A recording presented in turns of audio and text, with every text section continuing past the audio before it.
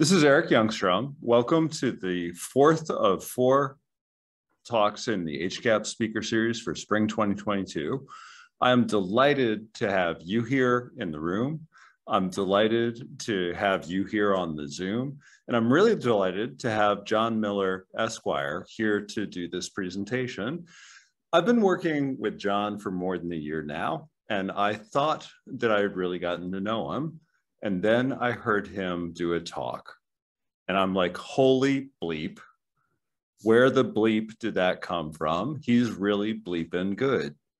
And so I am delighted to be able to have support from the Student Government Association here at the University of North Carolina to fly him here to drop a knowledge bomb on all of us.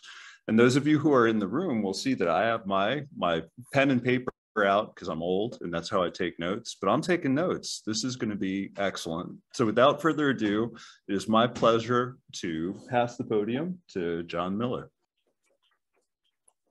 All right, so as Eric introduced, Rachel, you can come in, don't worry. My name is John Miller, and I'm here to talk about public speaking. Now, this is a topic a lot of people have a lot of anxiety, fear, and dread about, but you don't have to. This is something that you can learn to do and do very effectively, and I'm going to take you through the process I have for doing this. I'm going to go through how to prep a presentation, some best practices about giving the presentation, and generally how to handle the Q&A and feel more confident on your feet. This is going to be a lifelong adventure for everybody, so you can't get proficient at public speaking after one lesson or one talk, but I can at least give you the foundation to build your own style and just get a lot better and more confident on the stand. So let's first talk about, interesting. Who I am, there we go. So I am a practicing attorney in the state of New York who is making a career change into clinical psychology. But before making this career change, I had a number of roles. I was a competitive debater for 8 years through high school and college. I was a semifinalist on the Harvard Law School moot court competition.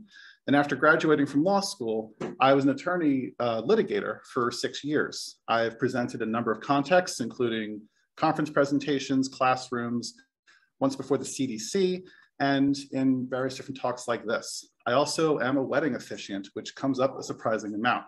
Very fun, different way to do public speaking. And this might come at a bit of a whiplash from the introduction that Eric gave, but I'm not a confident public speaker, at least I'm not by nature. I started out being very afraid of public speaking when I first got into high school. And that really changed after I went to my first debate competition, or at least my first debate meeting. In high school, we did Model Congress style, which for us was essentially a debate open mic night. And people could come up and say 4 to 6 minutes of whatever they wanted, and then sit down, and that was really it. You didn't have to have anything prepared. You didn't have to have subject matter knowledge. And there was no way I was going up. But on the very first night, a friend of mine did. He went up second. He spoke for 6 minutes about nothing. He wasn't particularly great. But when he came down, everyone was really happy for him. They were congratulating him. They were pleased that he gave it a shot. And the earth didn't expand and swallow him whole. And something clicked in my brain, and I thought, you know, maybe this is something I can learn to do. It's not so bad. The worst didn't happen. Maybe there's a way for me to get great at this. And that really led me to where I am today. Since part of that journey included being a lawyer, let me get this out of the way real quick. This is for information. This is for informational and educational uses only. I am not licensed to practice medicine, therapy, or law in the state of California. For this reason, I'm not going to get into phobias around public speaking or medical ways to control anxiety around public speaking like beta blockers. This is mostly just going to be things that I've picked up in my professional practice. So quick show of hands from the people who are here. How many of you have anxiety around public speaking? All right, I see a lot of very honest people and maybe a couple dishonest people. That's all right, we'll move ahead. It's extremely common. Social anxiety affects 5 to 9% of Americans. As far as how many people are afraid of public speaking specifically, it's a slightly different beast.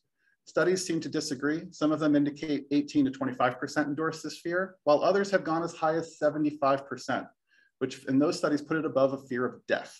So clearly there's something that really freaks people out about coming up in front of people that they know or don't know and saying their piece. And they report a number of different things: stumbling speech, sweating, panicking. A lot of this might seem familiar to the people who are here or the people on this Zoom. For a lot of folks, they'd rather do anything than be up in front of people. However, public speaking is a vital dissemination tool in psychology and in most of the graduate studies. This is the mission statement for HGAPS. I've underlined the essential piece here: sharing psychological science.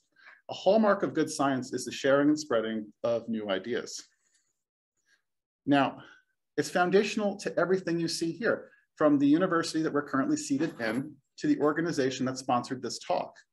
And for that reason, even with new technology, there's a need for all of you to be able to talk about your ideas in front of as many people who will listen. So here's some examples of how this might occur. In the top left is something that might be familiar to some of you: a conference presentation where you present a poster or a symposium or a panel. Some of you have probably done this already or are planning to do it sometime later this year. To the right is a classroom where you may have given a class presentation or taught, which is a different type of public speaking. Some of you will have defended or plan to defend a thesis or a dissertation. In the bottom left, as you become more senior in your field, you might be called on to give testimony about things that really matter. Here's Dr. Prinstein testifying before Congress on C-SPAN. Congressional testimony, testifying to experts, being an expert testimony witness in cases involving criminal defendants if you're a forensic attorney. All valuable places to practice public speaking. And to the right is something that definitely everyone's experienced, which is talking to family and friends. And this can be pleasant, explaining to your friends what your thesis is about. This can be unpleasant, explaining to your extended family what your thesis is about. And if everyone's had the experience of explaining to an aunt or uncle that no, psychology is not just common sense over Thanksgiving, you've been there and you understand that this can be fraught even on its own with a smaller group of people. So I really want to get at three big things to keep in mind that should inform how you prep and think about public speaking in the months and years to come throughout your career. The first is that public speaking is a skill, not a talent. There's plenty of people who don't have a lot of anxiety around public speaking, and that's great for them. But at the end of the day, this is all skills-based. There are techniques at play. There's ways of preparing, ways of thinking. And it's something that you can learn, which means it's something you can learn to do well. The second thing, which is probably good news for people who have performance anxiety, is that performance is not the point. The objective is communication. What you should be focusing on in giving a presentation is the matter of what you have to present, which for most of us in psychology will be the science that we're bringing to the community. Every slide, every animation, every joke, and every aside needs to serve this fundamental objective. And that includes the performance that you give. If the performance doesn't enhance how you're communicating your ideas, it's secondary, which means that the flaws and flubs are also secondary. And lastly, this piece of bad news: the best way to improve is practice and exposure, which means practicing your presentation, practicing it multiple times, practicing it in the shower or in front of friends, in front of a mirror. But not just your presentation, it's finding other ways to get exposure to public speaking, which could be raising your hand more frequently in class, or something fun, like going to karaoke and singing a song before you've had a drink of alcohol. Any opportunity for exposure is good exposure, and you will get better if you do this over time. Now that we've gotten to our themes, so I want you to keep in mind, I want to get to the roadmap. I always do a roadmap for presentations because it really orients the audience to where you're going to go. Here, I've color-coded it and marked these off by different titles. For presentations about science, it might be methods, results, conclusion, or it might be something else that makes sense. I'm going to talk you through a hypothetical presentation, starting with good preparation, getting into presenting it well, and lastly, how to handle the dreaded Q&A. Then I'll do my own dreaded Q&A, and if we have time, run you through a bit of an interactive exercise to get you some experience with public speaking in a low-stress context. So starting with good preparation, I'll set the scene. Your abstract's been accepted at a major conference. You can pick which one, and you've got some time to prep. You're sitting down and you have nothing written down yet. How do you begin? There's a number of ways you can begin. I'm going to take you through my favorite way. And this is informed a bit with an article that I've read that came out in 1985 called Let There Be Stoning. I didn't read it in 1985. The article's from 1985. You get the idea. In the article, the writer was frustrated with the way in which people really hid behind cue cards and outlines. He wanted them to emerge from their cue cards and speak extemporaneously from a place of passion and excitement about the research that they were presenting, or face stoning, which I think was a joke, but you never know with people like this. Now, no one's expecting you to come up here and just flow into a perfect presentation without any preparation.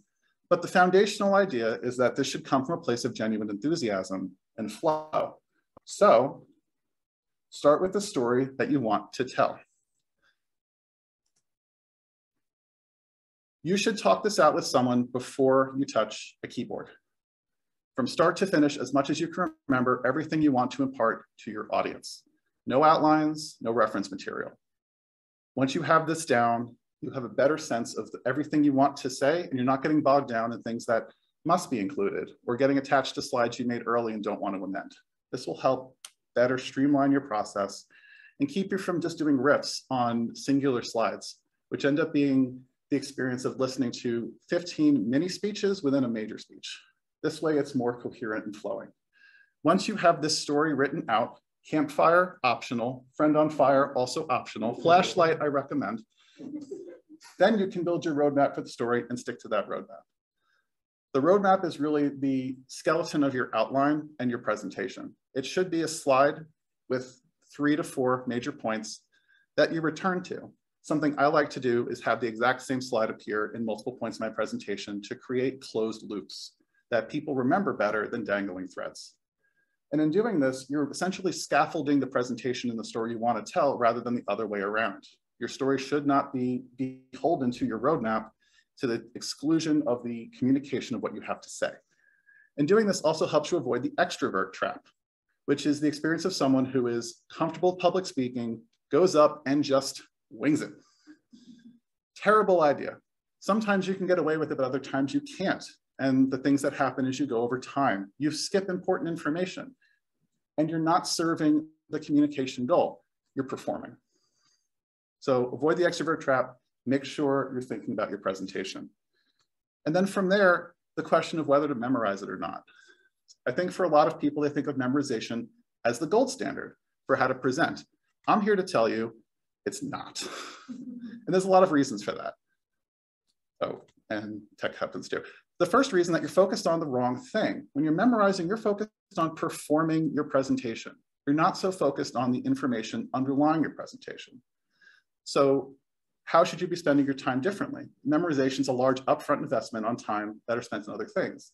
You should be going back to your data set, going back to the charts you have, thinking about them, generating questions based on what you've already put together, and building a loose outline that accommodates this information without constricting it. Because bad recovery happens when something goes wrong when you've memorized your speech. It kind of becomes a house of cards. You pull out one of the cards and the whole thing comes crumbling down. And a lot of people experience panic at this point in time and experience the phenomenon of brain freeze. We're going to get into that in a bit more. But for these reasons, really try not to memorize or focus so much on memorization. So what do you do instead of memorization? You should be focusing on having a practiced flow. What a practice flow is using your outline and talking through your presentation in a way that feels natural to your natural cadence and the way that you think about things. And there's a lot of underlying ideas here. Having a slide and outlines that work for you is going to be paramount. So if you're going through your practice and there's a slide title that you keep fumbling on, you nix the slide. If there's an animation that keeps tripping you up, you cut the animation. If you find yourself over talking your presentation, getting to points that aren't at where you are in your slides, that's an issue with your slides, not an issue with you. The PowerPoint presentation and your outline should serve the story you want to tell and not the other way around. And for this reason, and this is hard to do sometimes, avoid using a PowerPoint deck prepared by someone else. That's a deck that's conforming to someone else's flow and the contours of someone else's mind. If you're really good at ad-libbing, you might be able to make it work, but for a lot of people, this is just going to trip them up and make things confusing. You might use someone else's deck as a starting point, but you should absolutely make it your own. Going from that, there is some role for memorization, just strategic memorization. This might be for much shorter form presentations like 2-minute data blitz, where a memorized speech will just go better as long as you can get it down. But for most people, it's going to be memorizing specific words and phrases that they want to use to create better impact. particularly terms of art that they know that they're going to forget. Like, for example, root mean square error of approximation, a phrase that with my research team, I got wrong every single time I said it. If you can't memorize, that's okay, because having a word cloud is also an option. This is writing down words and phrases that you know for certain you will forget on the top of every page of your outline, so you can quickly find them if you need them. For me, for whatever reason, that word is digression.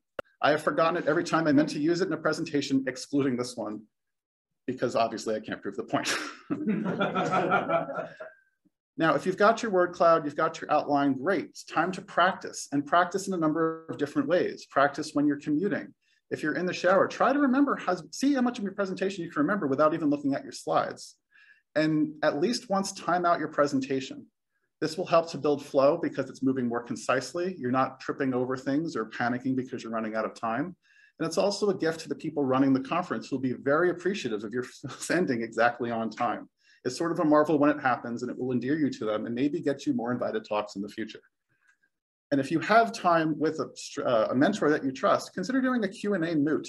This is when you sit down and the people that you trust are asking you as many questions as they can that they think might come up in the Q&A later on in your presentation. This can help you anticipate some of the thornier questions you can expect. But more about this later. So we've talked a bit about presenting. You've gotten through your outline, you have a good flow, you found something that works for you, and now you're half an hour before your presentation and you're feeling nervous. No problem. We're going to take you through and talk about some of the ways to control your expectations. And the first being this: you are not alone. You saw how many people raised their hands when we began who have an interest and fear in public speaking. That's pretty common. That's going to continue to be common throughout your careers. People are afraid of public speaking, which also means they understand how scary it is to speak in public. You will have sympathy that you don't necessarily expect. Also keep in mind that you're often more knowledgeable than you realize. And your audience, conversely, is often less knowledgeable than you realize. This might seem counterintuitive if you're at a conference with people who are designated experts in their field.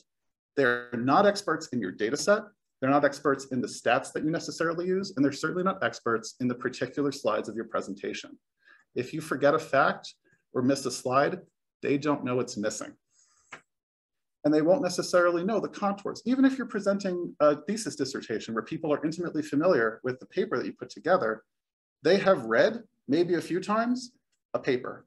You've spent weeks, maybe months crafting it. You will just have better subject matter expertise in the particular words that you have written. The other thing that your audience will be less knowledgeable about is your state of mind. People don't really know how nervous you are unless there are extremely overt signs. This is called the illusion of transparency. And because you know that now, you can better de-stress. If you're panicking, but mostly keeping it together, you're fine. They're mostly focusing on other things. What are those other things? Well, primarily, they're focusing on internalizing and assimilating the information that you're providing them. And maybe not even that. Things that I have thought about in conferences is what I'm going to have for lunch in an hour. Or, gee, I have to present next. I'm really worried about that. People are very rarely focused on the outward signs of your anxiety unless they are professors in speech and rhetoric, and why would they be at a site conference? Lastly, you need to remember why you're there and decatastrophize. Again, big theme, communication, not presentation. If things go wrong, if you freak out, if you're panicking, as long as you're communicating the fundamental science that you have brought to the table, you're okay. And there's very little that can go wrong that's going to destroy your career. If you stop talking, if you panic, if you freeze, people will largely forget about it after a day or a week. And if they don't know you, they'll forget about it the second they leave. So I want to get into some common questions about presenting. When I was preparing for this presentation, I pulled a number of different people to get at what their real fears were about this. And I came up with a couple common threads. The first being, where do I look? A lot of people know the answer is not at my feet or not at the cue cards, but they don't actually know affirmatively where to look. So let's actually do a diagram. So say you're presenting to these august and learned gentlemen. Where do you want to look? Well, a good rule of thumb for people who are beginners to public speaking is to kind of cruise this line up here. This is the row of seats behind the last populated row. This will be right above people's heads, and it casts your eyes up and out. so that they get the sense you're looking at somebody, they just don't know who. And you just slowly move along this line. And that's really all you need to do. If you come to a place where you're comfortable doing this, and you can get a little more advanced and pick a couple points in the audience, 3 to 4, as you get more advanced, maybe 5 to 6. These points should be varied across things. Look at the corners, look at the middle, and pick people that don't stress you out. So your mentor may not be a good example, but an empty seat over there, that's not going to stress you out. Or some of these people that are extremely interested in what you have to say, or maybe even just a friendly face. I don't know her, I'm just assuming she's friendly. These are excellent places to look. And if you can just pivot between the 4 of these over and over in your speech, it will give people the impression that you're actually speaking to each of them in turn and increase engagement. So we've talked about where to look. Another question might be, what do I do about tech issues? Well, the first thing you could do is plan ahead. Come in early to do a tech run. We did exactly that today and found a number of things that were going wrong. Make sure that your PowerPoint works. Make sure the computer you're working on also works. Make sure that people can hear you. If you don't do a sound check right before your presentation, have a friend go to the back and make sure that they can hear you. Someone will raise their hand and say that they cannot hear you in the middle of your presentation. It happens every single time. And it will absolutely break your flow because now you're thinking about something other than the presentation. And generally, be okay with tech issues happening. It's okay to acknowledge them and move on. You don't have to be extremely formal. For some people, formality is the pinnacle of presentation. But if you don't feel like a particularly formal person, you don't have to rise to that level. Really, it should be whatever your natural speaking flow is. Going back to flow, things that work for you, the way you want to tell the story. And in general, if you get to the Q&A and you're able to have a more conversational flow, you'll have a better time of it. For people who are experts at speaking before the Supreme Court, you'll notice a lot of them have a more conversational rapport with the justices who are asking questions. So going into formality and informality, the question of whether using cliches or colloquialisms comes up. And the answer is to think about your audience carefully. If I were to use the cliche, as many of my friends did, and I told them what I was doing, how do you get to Carnegie Hall? Practice. Yeah, what a hideously regional cliche that is. Carnegie Hall is in New York and we're in North Carolina. Certainly there are better examples to use. But most importantly, when you use a cliche, people's minds glide over it like a patch of ice and they don't actually retain the lesson because they think they've heard it before. It's better to use novelty. If you could think of really interesting metaphors that illustrate your points, those stick in the brain better. And those can be colloquial, but again, think of your audience. When I was in law school, I went to a presentation by a judge who described his process for writing decisions. And at some point in time, he was very proud of using the common, apparently, colloquialism in Texas of something being deader than a roadside armadillo. I'm not from Texas. That might have killed there, but for me, the only thing I've remembered from his speech to this day is deader than a roadside armadillo. So it can be distracting if you're not careful. So think about these planned cliches and colloquialisms you want to use. Similarly, the question of can I be funny? Can you? Start with that question. And if your answer is not sure, the answer is almost certainly no. But more importantly, think about what your joke is doing. Is it to increase engagement or is it to make you feel better? If the answer is to make you feel better, then it's probably serving your presentation, not your communication. If your joke has a long windup that has nothing to do with the science, it's absolutely serving your presentation and not your communication. Try to veer away from jokes that have a windup and have a built-in moment that I can only call pause for laughs. Because if you don't get laughs in that moment, it is terrifying. The better thing to do is be a little bit wry, a little bit self-deprecating maybe, if you're comfortable with that, and make sure if it's funny, you can just keep moving on if no one laughs. And then what if I panic and freeze? This is maybe the most common fear that people have about public speaking, and that means it gets its own slide. When this happens, stress is essentially shutting down your frontal lobes, blocking your memory, and triggering a fight or flight response. You are literally stressing out. This is super, super common, so there's common ways to recover. Some of these might be familiar if you've taken a psych class about stress and anxiety. Taking slow breaths and slowing down your speech sends signals to your brain that it's time to calm down. Take a second to pause and look at your outline. If there's nothing in your head, the science is not being communicated. So try to find your point in your slides or your outline for you to start talking again. When you feel comfortable beginning, find a friendly face, someone who does not trigger anxiety. That might be a friend, that might be a family member, that might be an empty chair. It's up to you. And you might want to consider having a recovery strategy.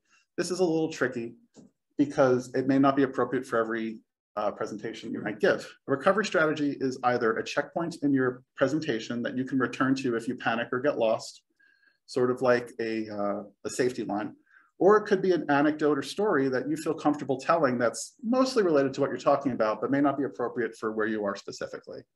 Now that technically serves presentation, but at this point in time, you've frozen, communication is not happening. Anything you can do to get that engine running again is going to be good. And if you're having frequent issues with freezing while public speaking, consider working with a therapist or other professional who can serve you much better than I can. Now, I do want to point out these issues of presentation fine-tuning. I don't have time to get through all of them. I want to focus on the top two. The first is to watch out for accents. I'm not talking about your natural speaking accent. I'm talking about unnatural accents. These aren't situations where people intend to do them, but there's two situations this occur. The first is someone who maybe has watched entirely too many movies featuring British actors who adopt a sort of British dialect to sound a little bit more polished. And that's very transparent every time it happens. If you know this happens to you, try to work with a friend or a colleague to prevent that from happening. The other common thing is something that I actually have, which is the mimic issue, where if you're submerged in an accent of another place, occasionally you start to have your own accent degrade and you adopt some of the mannerisms of that mimic style. So this happened to me actually in Asheville. I got into a lift. The driver spoke to me and said, "Where are you going?" in the lovely Carolinian accent. And I responded in a fake Carolinian accent exactly where I was going. This was terrifying because now I had to maintain this illusion for 8 minutes of the ride. Do not force yourself to commit to a bad accent for an hour-long presentation, or God forbid, your entire career. Cut it out when you can, and the best way to do that is just to practice with people who can tell you when you're starting to slip into something that's not you. And the second thing is really quickly vocal fry. This is the experience of modulating your voice to make it sound a bit more raspy. It sounds a bit like this. I'm not actually doing it very well, but if you listen to the Kardashians, you'll hear it pretty easily. It's common with the younger generations, which is why a lot of the older generations despise vocal fry. So it's something to keep in mind when you're giving a conference presentation, that if you have that natural affect, some people may not respond well to it. So, okay, you've given your presentation. It went pretty well, minor amount of flubs. You're good. And now you're at the Q&A. This slide comes up and suddenly you're shifting into defense mode because you're not really sure what's going to come up. You're off the edge of your roadmap. That's okay. You do not have to fear. We're going to get through this together. The roadmap, the question and answer shouldn't be something to fear because generally people are coming to this from a place of genuine curiosity. They've heard your presentation. They want to engage with the ideas that you're bringing to them. They might have heard some new exciting idea. They might be curious about something that you brought up, or they might want to just clarify something that you mentioned offhandedly. Very rarely are people asking questions to trip you up or punish you. There are situations that happens. We'll get to that in a bit. But first, there's some common ways to handle questions effectively. First is making sure you've understood the question before answering it. Don't start to garble out an answer and then realize actually the question's about something else. It's a little off-putting. But also, it means that you can ask, hey, I didn't quite hear that, or I didn't quite understand that. Can you repeat it, or can you phrase that a little differently? That's okay. The objective is to be understood.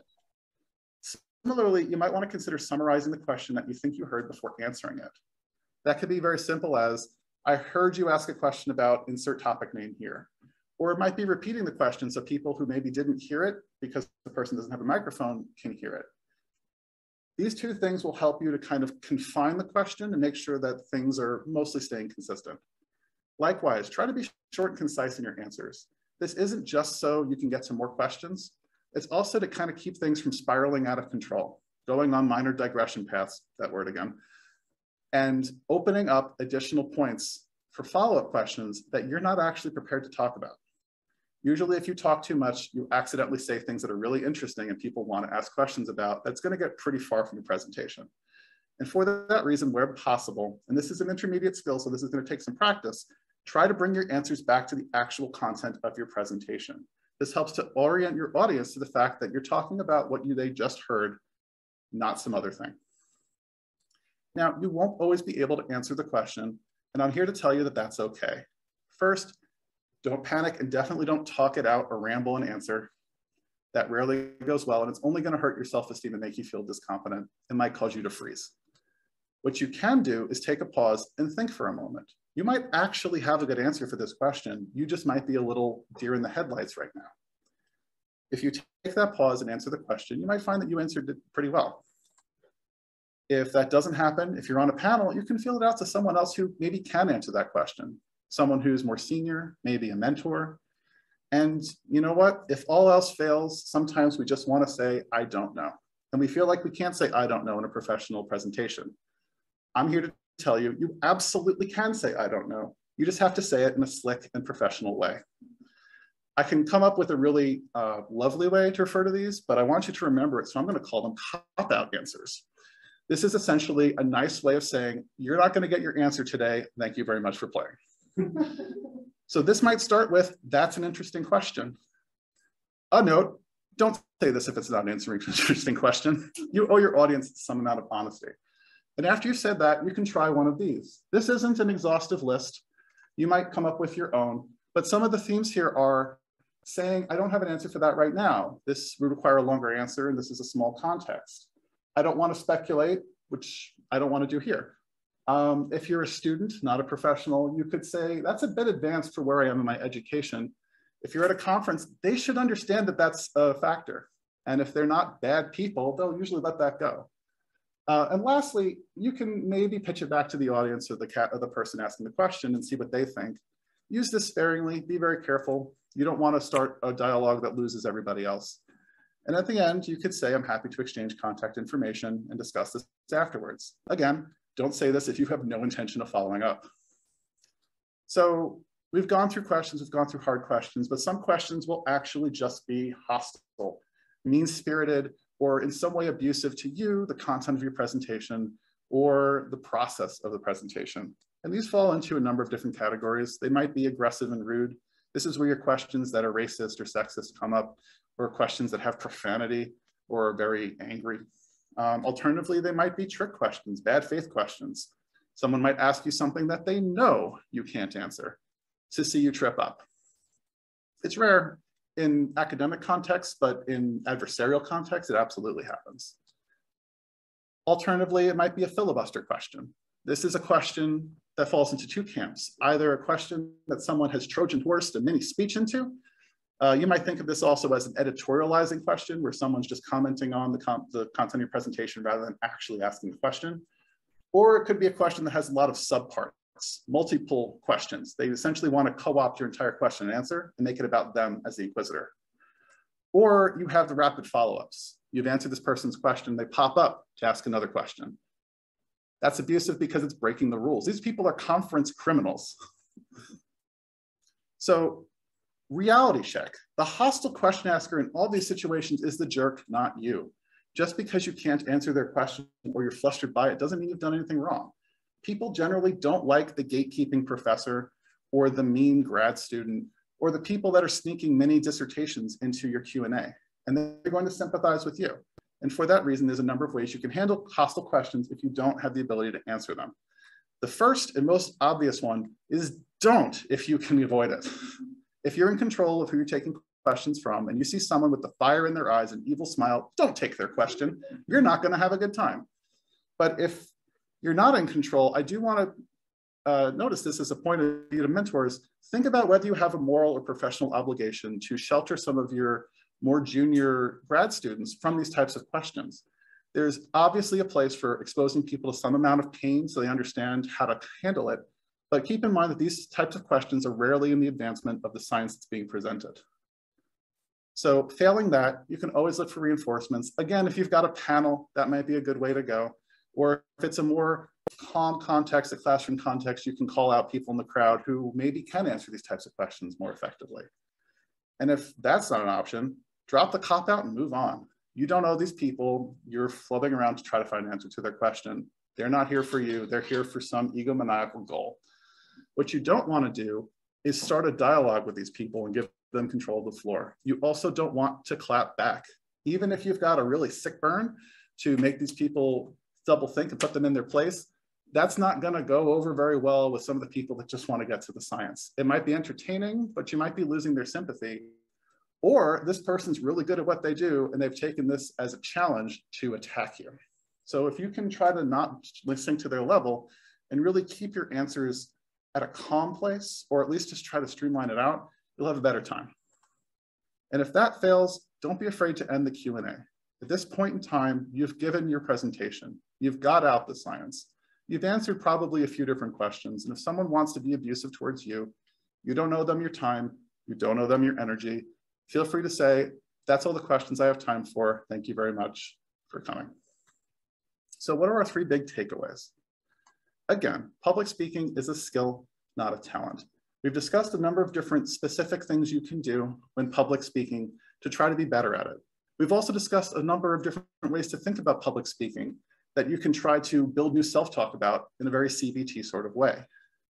We've also talked about the objective of communication, not performance, making sure that everything underlying your presentation is serving the science and the communication of that science, not performing. You are not an actor, you're not here for an Oscar. You're a scientist and you're trying to communicate science to the like-minded. And lastly, the best way to improve is still practice and exposure, trying to find new and exciting ways to participate and take new opportunities when they come. And who knows, they might lead you to exciting places, like say, giving a talk at a university, like we are here. So with all that said, I'm now here to take your questions in my own dreaded Q&A.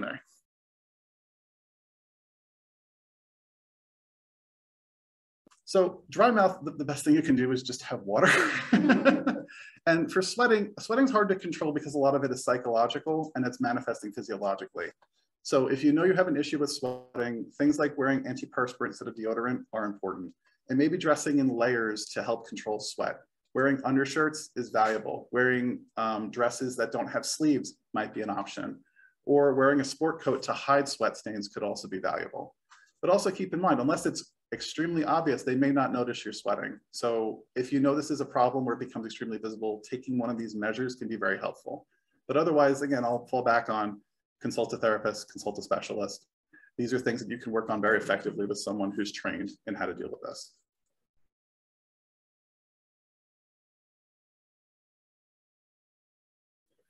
That's a fair point. So a great way to learn how to use language in vernacular is to listen to presentations that use that language in vernacular. Reading is a great way to start, but actually listening to some subject matter presentations and hear how they do it vocally can be enormously beneficial. The other way to practice is just to try using the vernacular with people that you know and hearing how it sounds on your tongue, see how they respond. Practicing even small scale like that with 2 or 3 minute speeches that use the terms can be enormously beneficial if you do it often. And again, you also might consider using word clouds or memorizing terms so they're not tripping over them when it comes time to actually use them in presentation. Also Googling the pronunciation. Yes, make sure you Google pronunciations if it's not an obvious term, especially if they're foreign terms. People occasionally get offended, and that's not something you want to deal with in a question and answer.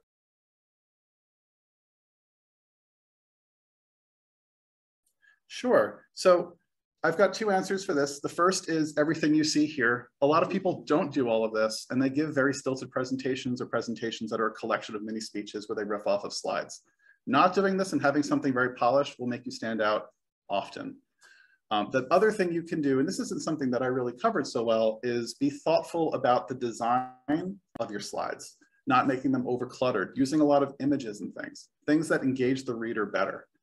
You're not going to necessarily get people to come to your talk through doing this, but short of having a really exciting title, nothing else is going to. But once they're there, you can grab their attention by making it interesting, making it visually distinct. If you have animations, make sure they all go in the same direction, which is something that I sometimes forget to do. But these are things that can really elevate your presentation. But again, remember, the point is not presentation, it's communication. As long as you understand that or using your presentation to boost engagement with the communication, then you're fine.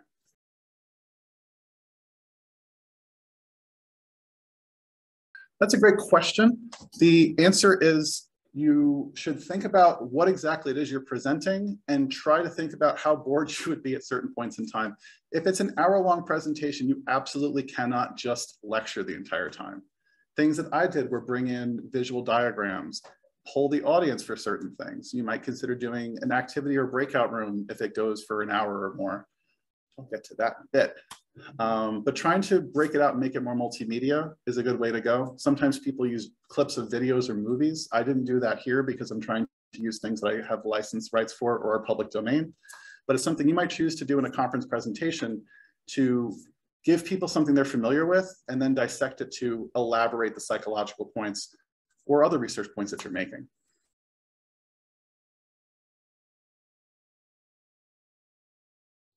That's a great question. I don't have an answer for that one today. Ask them if it's being video recorded. If it's on video, don't wear stripes. The camera, it'll create energy that is distracting. And then there also are tips about color, depending on how much you sweat. Or one other is if you're really shy, wearing a bright color, the color is extroverted for you. So I learned something. This is a great example of looking for reinforcements.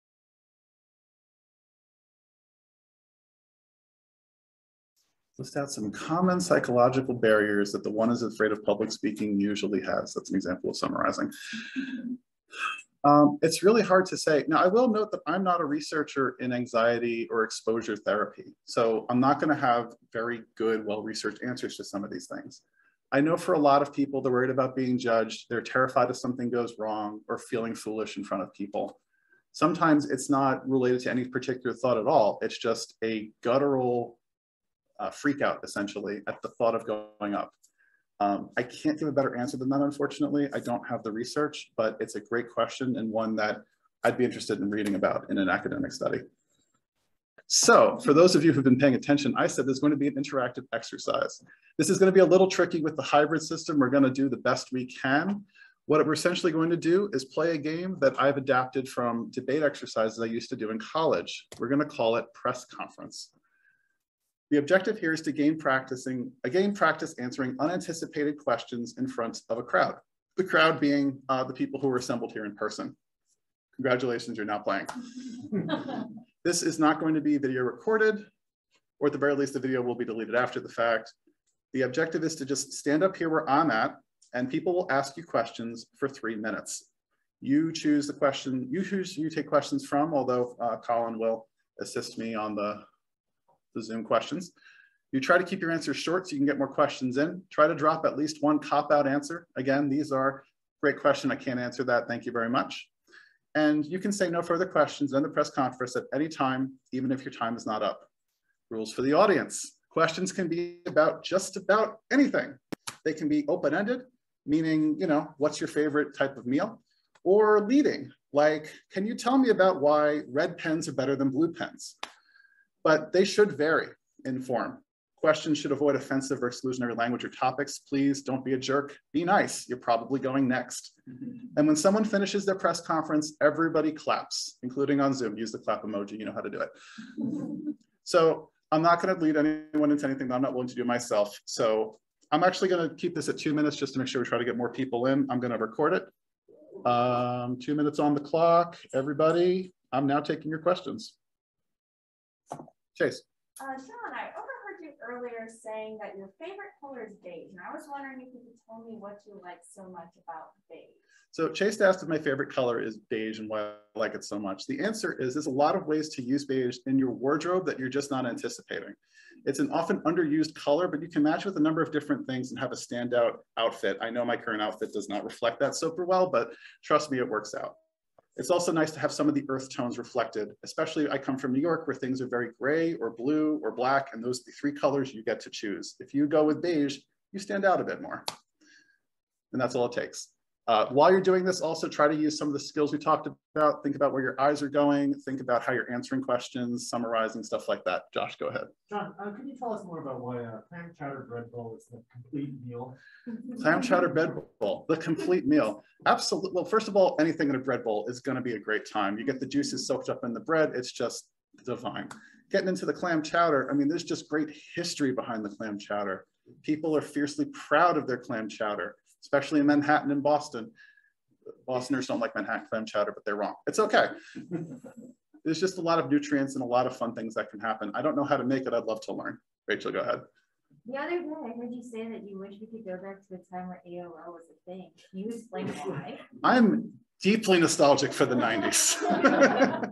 I had so much fun learning how to engage with people through AOL Instant Messenger and stuff like that. I was a shy kid. I had a lot of social anxiety, and that was really an entryway into interacting with my classmates, going through AOL and talking to them in a lower stress environment. Things are all spaced out now, but I do kind of remember when I was just figuring things out, and I reflect kind of warmly on those moments. As you're seeing, these answers don't have anything to do with anything. The objective is just to get you comfortable with speaking anything at all and understand that everything is going to be all right. And that is time. So that's my presentation and the workshop. If you have any questions, you can of course contact me at johnmiller144@gmail.com. Remember, public speaking is a lifelong exercise. Go out there and find as much exposure and practice as you can and communicate the science as best as you are able. Thank you so much. That was a wonderful presentation. I learned a lot and it was a lot of fun. Thank you, Colin Park and Kira Clemis, for writing the grant that obtained the funding to bring John here to us. Thank you, Student Government Association, for choosing to fund this. Thank you all in the room and the Zoom for coming on a Saturday and making this event special. So this was outstanding. Thank you again. Tune in the fall for the next HGAPS speaker series. And in the meantime, run, be free.